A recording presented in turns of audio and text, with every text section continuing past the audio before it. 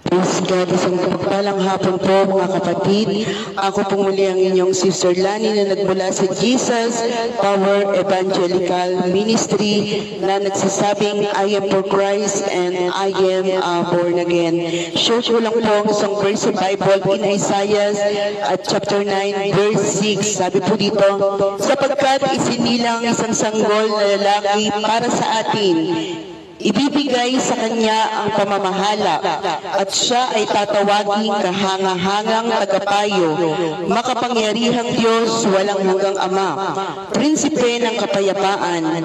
Praise God, parin pong salita ng ating Panginoon. Tayo ay tumulog muli sa presensya ng ating Diyos, Ama dakilang Diyos na makapangyarihan sa lahat. Patuloy po kaming lumalapit, Panginoon, sa iyong paanan, patuloy po akong humihingi ng karunungan at sa lahat ng madaanan ng video na ito, ikaw pong patuloy na kumilos at mangusap sa kanila, Panginoon. Patuloy ko pong samot dalangin ng karunungan na nagmumula sa iyo na ma-deliver ko po ang mga mensaheng ito at ikaw po ang patuloy na gumamit, Panginoon, sa aking labi na daluyan ng mga salita mo at kalooban mo, Diyos. Kahit sa oras po na ito, wala po kayo pang tinataas, kung itang pangalan mo lamang, Jesus.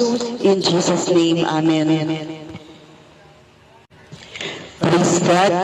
Ang ating pong topic sa oras na ito ay si Jesus ang pag-asa at kaligtasan. Sabi po ito, isinilang isang sanggol na lalaki para sa atin. So alam niyo po ba na dati ang ating buhay ay wala talaga itong kapag-asa dahil tayo po ay likas na makasalanan. Ang ating buhay dati ay patapon na dapat tayong lahat sa impyerno. So ang buhay natin, kung atin pong mumuniin, ang buhay natin noon ay wala ng kapag-asa.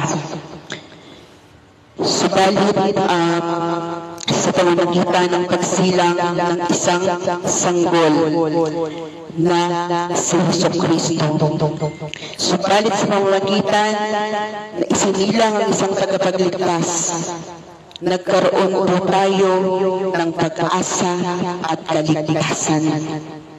So si Jesus po ay isang espesyal na regalo ng Diyos sa mga tao.